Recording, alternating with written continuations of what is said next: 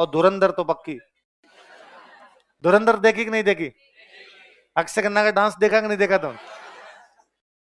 अक्षय खन्ना पूरी जिंदगी में यही डांस करता रहा था। सोनाली बेंद्रे के साथ भी ऐसे नाचता था, माधुरी दीक्षित के साथ भी ऐसे नाचता था, ऐश्वर्या राय के साथ भी ऐसे नाचता था, पर बेचारे कभी वायरल हुआ। फिर उसने धुरंधर में ऐसे ही नाचा अकेले, और पूरे भारत में वायरल हो गया। सब लोग उसी प्रकार रील बना रहे हैं। इसका मतलब कामयाब होने के लिए लंबा समय लगता है। एक एक प्रकार का डांस अक्षय खन्ना की तरह करना पड़ता है, तब जा कामयाब हो। तो एक एक चीज को बार बार पढ़ोगे तब कामयाबी मिलेगी। वैसा आप एक बार करने से कामयाबी मिलेगी? तो धुरंधर पक्की पक्की देखे होगे। रहमान डकैत, कितने लोगों ने देख ली धुरंधर? अरे क्या बात करते हो यार, कैसी लगी आपको? अच्छी थी? तो किसका कैरेक्टर अच्छा लगा आपको, रहमान डकैत का, असलम चौधरी का? असलम चौधरी वाला ज्यादा है, रहमान डकैत का इतना अच्छा नहीं है। चलो, तुम्हें जो अच्छा लगे वही ठीक। और आजकल तो ट्रेंड चल रहा है पाकिस्तान है, इंडियन स्पाई इन पाकिस्तान। अरे भाई साहब, भारतीय जनता क्या क्रिएटिव जनता है। कल तो मैंने एक रील देखी, एक छोटा सा बच्चा, एकदम छोटा सा बच्चा है, और वो Indian agent in Pakistan, first day Indian agent in Pakistan. और क्या नाम है तुम्हारा? हमजा। कहाँ से आए हो? कराची। क्यों आए हो? मकसद पूरा करना है भाईजान।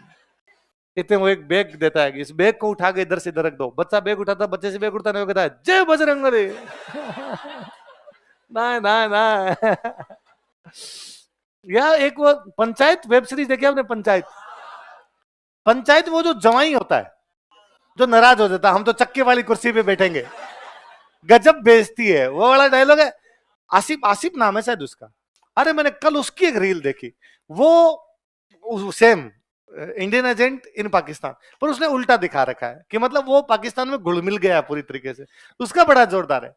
तो वो जैसे वो पाकिस्तान का अफसर ही है, और पाकिस्तान के किसी सीनियर को फोन कर रहा है, तो कहता है भाईजान 5,000 इंडिया के एजेंट पकड़ लिए। पाकिस्तान वालों से इंडिया नहीं बोला जाता, इंडिया बोलते हैं इंडिया। तो 5,000 इंडिया के एजेंट पकड़ लिया हमने। अरे भाईजान एक ही रंग का काले कोट पेंट, वो काले कपड़े पहन के घूम रहे थे तो हमने पकड़ लिया, क्योंकि आजकल वो सबकी ड्रेस वही दिखा रहे हैं काले। भाईजान हमने पूछा था ये काले कपड़े को इसको क्या बोलते हैं, इन्होंने कहा कुर्ती पजामी। भाईजान इनको ये भी नहीं पता इसको क्या कहते हैं। भाईजान इनको तो ये भी नहीं पता कि गुसल खाने को गुसल खाना कैसे बोलते हैं, सै को छोटा बड़ा बोलना, काफ का पता नहीं। फिर वो ये कई बताता है। भाईजान हमने इनसे पूछा कि सबसे अच्छा फील्डर कौन सा पाकिस्तान में, इन्होंने कहा boys played very well. Pakistan में इंजमाम उल हक कैप्टन था, एक नाम सुना है? तो इंजमाम उल हक का फिक्स डायलॉग था, इंजमाम उल हक से कुछ भी पूछ लेते, क्रिकेट का कैप्टन था, अब उससे पूछ लेते कि आज पाकिस्तान हार गया, इस पर तुम्हारा क्या कहना है, आज पाकिस्तान जीत गया, इस पर तुम्हारा क्या? उसका फिक्स डायलॉग था, boys played very well, boys played very well, लड़के बहुत अच्छा खेले, इंशाल्लाह अगले मैच में हम पक्का जीतेंगे। तो वह भाईजान इंजी की नकल कर रहा था, गलत सलत अंग्रेजी बोल गया, हमने पकड़ लिया कि इंडिया का एजेंट है। फिर वो कई तरीके बताता है कि वो पूछता है भाईजान एक सवाल का आंसर उन्होंने सही दिया था, हमने उनसे पूछा कि सबसे बड़ा एक्टर कौन है पाकिस्तान में, उन्होंने कहा शहबाज शरीफ, पाकिस्तान का प्रधानमंत्री है शहबाज शरीफ। भाईजान ये वाला एकदम सही था। हमने उनसे पूछा पाकिस्तान के झंडे पे जो स्टार है उसका मतलब क्या है, उन्होंने कहा पाकिस्तान को रेटिंग दे रखी है किसी ने। और उससे बाकी समय जोर जोर से हंसता है, उसमें धीमे से हंसता है। फिर वो लास्ट में सारी बात कहा, हाँ भाईजान पूरा एकदम बॉर्डर पे मामला दुरुस्त है, किसी प्रकार की कोई दिक्कत नहीं है। इतने में वो लास्ट में उसको बोलना होता है भाई अस्सलाम वालेकुम, इधर कहता है वंदे मातरम। दनादन दनादन, तो पहले ऐसे दिखता है पाकिस्तान का ये, लास्ट सीन में वापस इंडियन एजेंट। तो वो वाला धुरंधर तो पक्की पक्की देखनी है। उस पर ट्रेंड क्या क्या, रील क्या क्या बनती है, तुम भी रील बना सकते हो उस पर, अच्छी अच्छी रील बनाओ उस पर। हाँ, MS धोनी वाली मूवी देखिए, उसमें MS धोनी का एक दोस्त होता है चिंटू। कौन होता है? MS धोनी को एक मैच खेलने के लिए जाना होता है, कहाँ? अगरतला, कहाँ पर मैच होता है ना? और उसको अचानक एक दिन पहले पता चलता है कि मैच है। अब क्या करे, तो सब दोस्त दोस्त मिलकर एक जीप किराए पे करते हैं, और कहते हैं यहाँ से दोस्त को छोड़ के आएंगे, है ना, एयरपोर्ट पे छोड़ के आएंगे, वहां से जाएगा, हालांकि वो भी उनके पकड़ में आती नहीं। तो एक दोस्त है कोलकाता छोड़ के आना है, वहां से आगे फ्लाइट मिलेगी, पर कोलकाता भी नहीं पहुंच पाते वो। तो उनका एक दोस्त है चिंटू। अब जीप किराया करने तो रुपए नहीं उनके पास, तो सारे दोस्त रुपए इकट्ठे करते हैं। तो चिंटू कहता है मेरे पास भी रुपए पड़े हैं। तो एक बड़ा अच्छा सीन है, चिंटू अपने घर में घुस रहा है, चिंटू की मम्मी बाहर बैठी है। तो चिंटू की मम्मी से पूछे चिंटू आ रहे हो? चिंटू कुछ नहीं बोलता, चुपचाप अंदर जाता है, रुपए लेता है, बाहर जाता है। उसकी मम्मी पूछे चिंटू जा रहे हो? चिंटू कुछ नहीं बोलता, चुपचाप चला जाता है। MS धोनी वाली मूवी कितने लोगों ने नहीं देखी? मान्यता रद्द तुम्हारी भारत की, आधार कार्ड समाप्त किए जाते हैं। MS धोनी वाली यार, खेल पे कितनी तो मूवी बनी हुई है, MS धोनी वाली, एक चक दे इंडिया, एक मेरी कॉम, मेरी कॉम वाली मूवी है, उसमें प्रियंका चोपड़ा मेरी कॉम लगती है कि मेरी कॉम जैसी है वो। अभी एक मूवी बीच में अजय देवगन की आई थी, मैंने नहीं देखी पर उसकी खूब तारीफें सुनी है, मुझे भी देखनी है। मैदान, मैदान अजय देवगन की फुटबॉल पर, फुटबॉल भी है, फुटबॉल मैदान, मैदान देखना। मिल्खा सिंह, वो तो देखी होगी, पुराना एक्टर मिल्खा सिंह। और गोल्ड वर्ल्ड तो दंगल, हाँ दंगल, दंगल अच्छी, मैं सुल्तान, सुल्तान नहीं दंगल, दंगल अच्छी है, दंगल देखी जा सकती है। हाँ मुझे सुल्तान लगा, सुल्तान तो काल्पनिक घटनाओं पर है। और तो कौन सी, और मेरी याद नहीं आ रही है। बाहुबली, नहीं बाहुबली देखी जानी चाहिए, अच्छी मूवी है। आप बाहुबली देखोगे तो उसको यदि हिस्टोरिकल पॉइंट ऑफ व्यू से मैं जब देखता हूं तो उसमें दो हथियार दिखते हैं मुझे। एक उसमें हथियार है जिसमें वो पत्थर फेंकते हैं, है ना, और एक उसमें हथियार इसमें लाल देव जो है उसके रथ के आगे एक वो लगा हुआ है जो उससे काटता है। तो आप आगे पढ़ोगे कि अपने बिहार में एक राजा हुआ था अजात शत्रु। कौन राजा हुआ था? मगध का राजा अजात शत्रु, जो वज्जी पर आक्रमण करता है। कहां आक्रमण करता है? बिहार में एक जगह पड़ती है वज्जी, वहां पर आक्रमण करता। तब उसने दो हथियारों का प्रयोग किया था, रथ मुसल और महाशिला कंटक। कौन कौन से? रथ मुसल और महाशिला। महा मतलब बड़ी, शिला मतलब पत्थर, बड़े पत्थरों को फेंकने वाला हथियार है उसमें।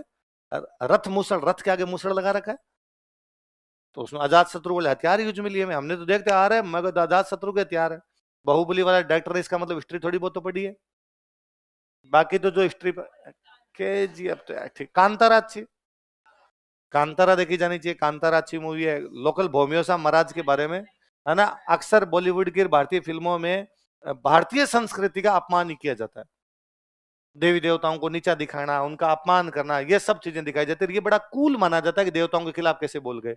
कांतारा दिखाती है साहब भोमियोसा महाराज क्या चीज होते हैं, है ना, उन लोगों का भी सम्मान किया जाना चाहिए। कौन थे वो, क्या थे लोग, कांतारा अच्छी में। केजीएफ तो यूं थोड़ी सी नहीं, इतनी ढंग की नहीं है, ये इतनी तो देखनी है कम से कम। सर आप कल स्टूडेंट्स को ट्रिप पर लेकर गए थे, क्या हमारे बच्चे को, हमारे बेच को भी ले जाया जाए? हमारे बच्चे को, किसके बच्चे को लेके जाना है? वो बेच इंटीग्रेटेड बेच है। कैसा बेच है? मतलब वे बच्चे जो 3 साल के लिए हमारे पास रहते हैं, फर्स्ट ईयर के अंदर ही आ जाते हैं, 3 साल रहते हैं। उसमें भी मैं ट्रिप पर उन बच्चों को लेके गया जो लगातार 3 साल तक आए थे, एक भी दिन बिना छुट्टी के। उन बच्चों का बनता है वो, बाकायदा मैंने उनका जब बैच बनाया था, मैंने उसी दिन कहा था कि आप वे बच्चे हो जो 3 साल तक हमारे पास रहोगे, आपके हम ही गार्जियन है, सब कुछ हम ही है आपके लिए, और ढंग से पढ़ाई करनी है, मैं एक दिन आपको एजुकेशनल टूर करवाऊंगा। तो ये मेरी ड्यूटी बनती थी कि जब उनका बैच, आज भी उनका बैच समाप्त हो रहा है, आज या कल में समाप्त हो जाएगा, तो उनको कम से कम टूर पे तो लेके जाऊं। तो वे बच्चे जो इंटीग्रेटेड में आते हैं, जो 3 साढ़े 3 साल के लिए हमारे पास रहते हैं, 3.5 साल लगातार आते हैं बिना कोई छुट्टी के, उनके हर बैच को मैं लेके जाऊंगा। तुम आते 18 महीने के लिए हो, फटाफट चले जाते हो, फीस देते हो कम, तो तुमको लेके, अच्छा ऐसे नहीं चलेगा, ऐसा फीस ज्यादा लगती है उसके लिए। चलो क्या करोगे तुम टूर पे जाके? मैं तुम्हें यूं कर दूं ना कि जयपुर में जंतर मंतर देख के आना, जयपुर में हवा महल देख के आना, जयपुर में आमेर देख के आना, तो भी पढ़ाई करने के लिए आए, घूमने के लिए थोड़ी आए। मास्टर का दिमाग खराब है, फिल्मों के बारे में करता रहता है, धुरंधर देखने से सिलेक्शन थोड़ी हो जाएगा। और हम तो इंस्टा चलाते भी नहीं है, फोन भी चेंज कर लिया। फोन भी कीपैड वाला रखते हैं हम तो।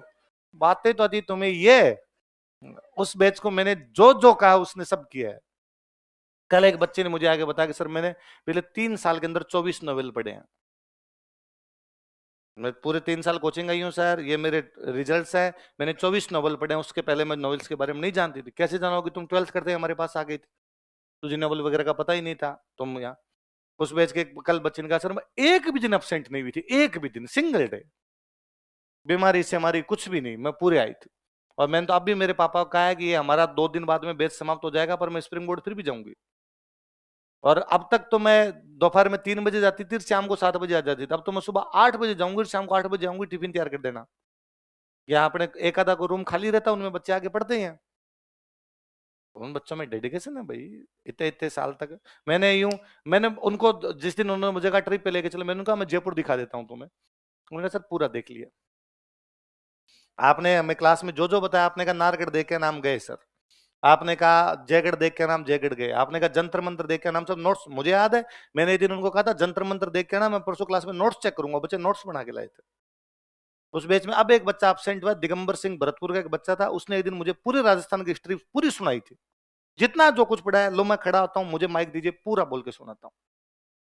वो डेडिकेशन वाले बच्चे हैं। मैंने उस बैच के बच्चों को शुरू शुरू में ज्योग्राफी पढ़ाई थी, पढ़ाई मतलब केवल ये कि वर्ल्ड मैप लिया और इसमें देशों के नाम याद करने। तो एक दिन मैंने उनको थोड़े नाम बताए कि ये नॉर्थ अमेरिका है, नॉर्थ अमेरिका में ये देश है, ये देखो ऊपर कनाडा अमेरिका है, फिर ये कनाडा सॉरी कनाडा है, फिर ये अमेरिका है, फिर ये मेक्सिको है, ये नीचे एक लंबी पट्टी बनी हुई है, इसके अंदर ये पनामा है, इसमें ये कोस्टा रिका है, इसमें एक निकारागुआ है, इसमें अल सल्वाडोर है, इसमें ग्वेटेमाला है, इसमें होंडुरास है, इसमें बेलीज है, ये सब देखो देश है ऐसे।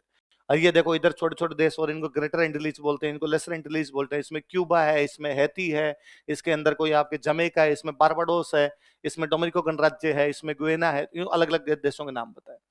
मैंने कहा आप डेली अपने को सब महाद्वीपों के देश याद करने हैं। थोड़े दिन बाद में उस बैच के अधिकतम बच्चों को 200 या 205 के आसपास जितने भी देश मैप में दिखाई देते हैं सारे याद थे।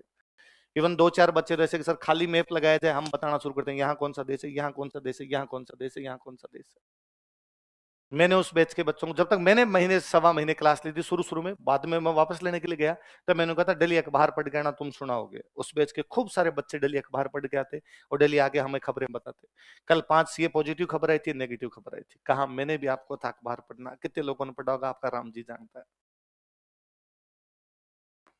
क्योंकि इन बैचेज के अंदर तुम जो बच्चे आते हो, तुम्हें पता नहीं किसने ये कह दिया कि मास्टर की बात नहीं माननी, बाकी सब काम करना है। कोई आके तुम्हें बाहर का कोई आके ये मतलब मैंने 57 की क्रांति में कुछ भी लिखा दूं, फिर भी एक कोई आदमी आके कहेगा कि राम सिंह सेकंड को जब गिरफ्तार किया था तब उसने तकिया लगाया था कि नहीं लगाया था, ये तुम्हारे मास्टर ने लिखा है कि नहीं लिखा है। आप दूसरे दिन को सब तकिए के बारे में नहीं बताया, या कोई ऐसे अटपटे सवाल से तुम्हारा कॉन्फिडेंस डाउन करके चला जाता है। वो बड़े बहादुर बच्चे हैं। मैं अभी भी कहता हूं जो जो 12th क्लास के बच्चे हैं उन सबको इंटीग्रेटेड बैच में एडमिशन लेना चाहिए। वो बेहद अच्छे बैच बनते हैं, क्योंकि उसमें हमारे पास में पूरा वैसे रहता है कि 3-3.5 साल अपने पास ही है। वो ढंग से इनको हर चीज समझानी है, हर चीज बतानी है, हर चीज करनी है इनके साथ में, वहां पर किए जा सकते हैं चीजें।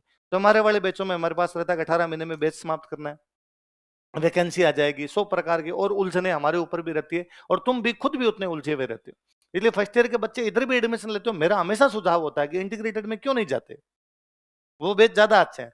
पर पता नहीं कौन समझाता आगे बचा कहता है मुझे केवल आरएससी देना, आईएएस देना ही नहीं। अरे क्यों नहीं देना, देना है हमें आईएएस का पेपर। किसने ये सिखाया कि आरएससी देना, आईएएस नहीं देना।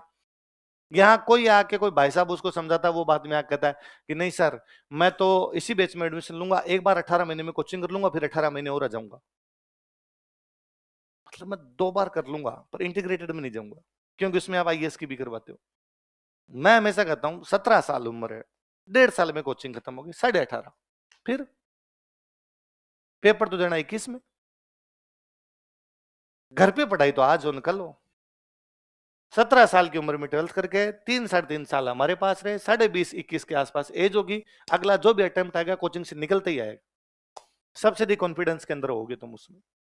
वरना आप 17 साल उम्र है, 1.5 साल कोचिंग है, 18.5 है, एग्जाम देना 21 में, 2.5 साल पढ़े हैं, फिर तू देगा पटवारी, तो बीच में वो आएगा ग्राम सेवक। बाकी सर कोई दिक्कत नहीं, वो एग्जाम भी दे ले तू, पर फिर भटकेगा, तुझे लगेगा ये वाला मैं कर लूं एक बार, ये वाला एग्जाम आ गया। तो वो बहादुर बच्चे हैं जी, 3-3.5 साल तपस्या करने वाले बच्चे, उनका तो बनता है ना, होना चाहिए ना उनका। तो बच्चों को अभनेरी है, तुम्हारा नहीं बनता, तुम बात नहीं मानती। अखबार पढ़ा कल तूने है क्या, अखबार की खबर थी बता, मैं एक दो इसको अखबार की खबर बताएगी, नहीं बताएगी, एक सॉरी गलती हो गई, चलो रहने दो।